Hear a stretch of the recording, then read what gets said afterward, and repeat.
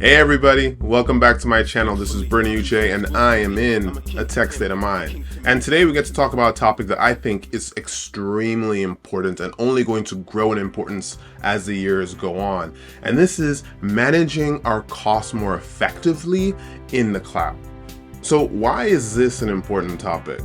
Well, years ago, right, when cloud first became a major thing, startups, smaller companies or scale-up companies were using the cloud because it allowed them to get access to infrastructure in order to build solutions and services as well to build those solutions that they otherwise would have had a difficult time getting access to because of the large-scale capital investment that was required. Point blank, these tools and these services and this infrastructure was expensive.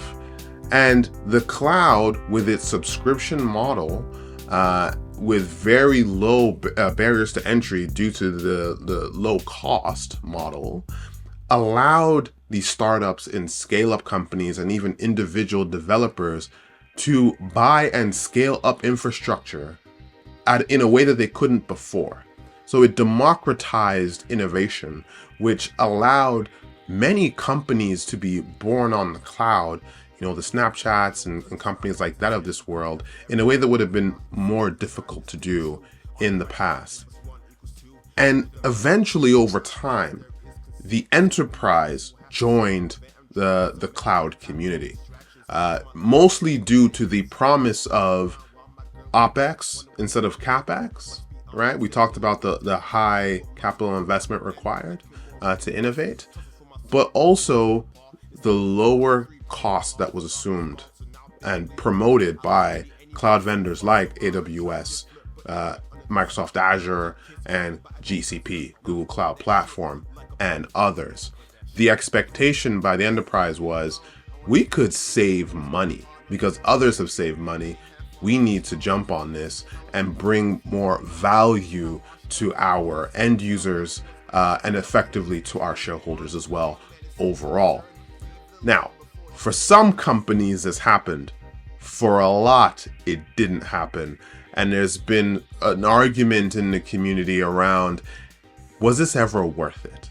So you'll see some big examples of companies, you'll see some examples here, who have ditched the cloud because they believe, and in fact, I believe that they are experiencing cost savings by getting out of the cloud. But their jury is still out on whether or not the cloud saves you money or whether or not moving back on-prem will help you realize the value that you thought you were going to receive in the cloud.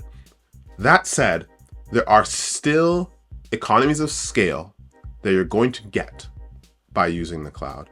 There are still tools and services that are not going to run as well if you're on-prem compared to them running in the cloud. And being in the cloud allows you access to those services and the most effective usage of those services.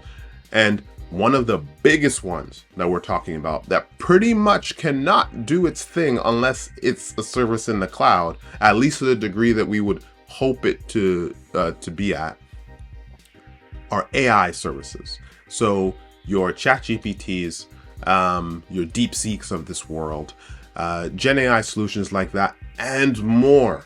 We're now into the agentic AI era, and those services in the agentic AI ecosystem are largely going to run on the cloud and need to be accessed through a cloud vendor. So when you think about Salesforce, it's a cloud company. AWS, of course, has their own agentic AI solutions. Microsoft, through their partnership with OpenAI, has built quite a few agents as well. And you're actually seeing also some niche players who are building their own cloud services outside of the big three and allowing you to use those agents as well. So there are some niche players that are doing big things in this agentic AI era. But the point is, these services are predominantly in the cloud. But these services are actually having a major impact on cloud spend right now. So everyone is seeing their cloud spend go up and probably blowing budgets now, because we are in this AI era, which is hungry for compute and hungry for GPUs and hungry for storage, and blowing everything out of proportion compared to where we thought we were going to be in 2022. And here's an example. Cloud spend has gone up to about $300 billion. That's a $61 billion increase over the last year. And half of that gain has been on the backs of AI workloads. Imagine spend being pushed by one category predominantly by that overwhelming a margin. That is crazy to think about. So AI is here. It's here to stay, and it is hungry. And you're going to spend more because you want more of it. Companies all over the world are looking for AI use cases so they can make their people more effective, more efficient, more productive. And that, again, AI is very, very hungry for resources. And that means you're gonna put up the money. So what can you do as an organization to better manage your costs and to ensure that participating in this AI revolution doesn't blow your budget? So FinOps, otherwise known as cloud financial management, are a set of best practices, guidelines, and cultural changes that an organization can implement and sustain in the long term that allows for a more natural, productive, and effective utilization and management and optimization of cloud resources. It's not the official definition. That's just how I see it in practice. So a lot of people do very reactive moves. Oh, I'm spending too much. What do I do? Fix that. Oh, I'm spending too much. What do I do? Fix that. And it becomes a cycle. FinOps is a culture, and implementing that culture is critical to ensuring a more effective cost management process and program at any organization whatsoever. And again, in this era of AI, this is all the more important. So the first thing that I would say, number one, is it's really, really important to stand up a FinOps office. This will be a dedicated team whose sole purpose is to implement FinOps best practices, spread them around the organization, build that culture of spend awareness. In order to do FinOps properly, it's really important to have a central function that manages FinOps within the organization. That group is going to have data analysts, data visualization experts, a lead, people who work with the business to understand projects are coming in, ensure processes for budget approval are being followed. You're going to have to run chargeback or showback. And chargeback is effectively saying, hey, here's how much you used, and sending an invoice out to those teams and recouping that money. Showback is a process where you show them how much they spent. While the business teams are not responsible for paying back that money, in the showback model, you're showing them that. Now, why is that important to do? Even if the business is not paying for the resources, showback gives them a sense of responsibility for what they do. And this is where FinOps becomes important, because it's about creating a culture of spend awareness. And an analogy that I've used in the past is like, if you are a parent and you have teenagers, you oftentimes you may just pay for their phone bill, and that's okay. And when they're overusing and you are going way over budget as a result, typically all you'll do is go, oh my goodness, what's happened? You'll have a talk with your kids and go, hey, you need to not do this and that because here we're spending too much money. But they are not invested in it because they don't see the bill, they're not responsible for it, and you've not given them any incentive or any reason to care, and likely they will just go back to their old ways. Whereas FinOps doesn't always have to work like this, but some of the best ways that it works is by giving them the responsibility. And sometimes that could look like showing them how much they spend on a regular basis and telling them that unless they do XYZ to bring down that spend, you might take something from them. Or whatever it may be, to get them to understand that this is how much we are spending. Even if you are paying for it, that sense of us and that sense of we can come through by just informing them and regularly showing them how much they're spending. And maybe that, continuing with that analogy, maybe that comes from saying, hey, if we keep spending all of this money this way, we can't do XYZ as a family. We can't do XYZ as a group. So I need you to implement these practices that I recommend so that we can do these things together. That's how showback would work. In this analogy, chargeback, where they have to pay for it, could be simple as saying, I'm giving you an allowance. Okay? Within that allowance, this is how much you can spend. If you go over, and they are now paying for that. So what you're doing is when you show them, you're showing them their invoice that they have to then pay for. If they go over that amount, that money comes from them. They have to find it somehow. That's not the central organization's problem to find that money. That is the problem of the user or the business unit or your teenager in this analogy to find that money. If they're in dire need, I can help cover it, but that's not going to be a regular thing. So that really, really gives them that responsibility. And in this AI world, this is going to be even more critical and something that we really, really need to think about, because as I said before, AI is very, very hungry.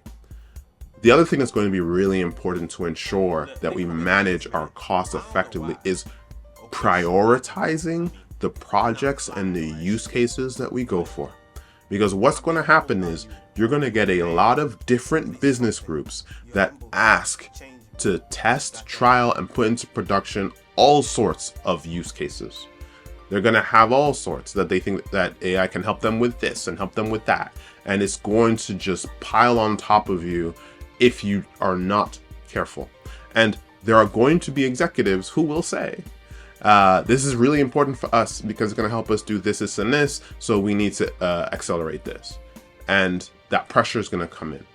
But if your organization has a framework to prioritize what comes in and what is approved and what is worked on, it gives you the ability to better manage not just your roadmap and not just the trajectory of work, but also the costs, because you have a predictable view of what you should be. I'm not saying should be because we know things go off the rails, but what you should be spending in any month or any quarter.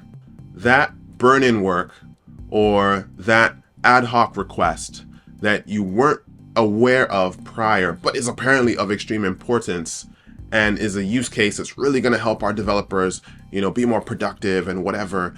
That sense of urgency that's created a lot of the time will not be a burden to you because you have a fixed framework to prioritize work that allows your cost management to be predictable as much as you can be predictable.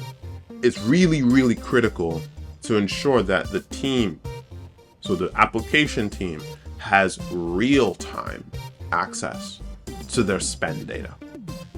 That real-time access becomes critical because, as I said, while prioritization is extremely important, things happen, right? But even within a solution itself, changes are made. Adjustments have to be made, which have cost implications. Giving a team real-time views into their spend allows them to optimize their solutions with that budget in mind, instead of being reactive when you show them the invoice and then they go, oh wow, last month we really went over, let's fix something. real-time data access allows them to go, oh, this thing that I want to do is going to have this impact right now. And they can adjust on the fly. That further gives them that sense of responsibility and allows for proactive optimization as opposed to reactive cost optimization. So in a reactive model, we get an alert that a project has gone over budget. We work with the application teams to understand the architecture and figure out what can we tweak, what can we change, what can we adjust to bring it back down. We do that work, then implement that solution, and boom, here we go. But that proactive model puts the power in the application team's hands to go, this change that I want to make is going to have this impact right now. Maybe I'll bring in a solution architect early to help us work through what we can do to get a good, viable solution to this problem that we've found without breaking the bank. Or maybe you have to, but at least we all know in advance what we need to do. So those are a few things that I would say are critical to managing spend in the cloud. The AI era, as I said, is hungry. This is going to be a resource-intensive era. You're going to use a lot more compute, storage, networking. You're going to run those platform services into the ground.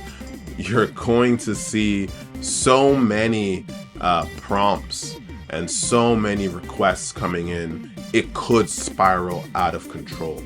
Putting a framework around everything, creating that culture of spend awareness where your application teams are responsible for spend and they are engaged in this activity as much as central IT is going to be critical to ensuring that we can manage this chaos that's going to come in due to the proliferation and increased usage of AI. So I hope this helps give you a perspective on how to think about managing costs in the cloud in this AI era.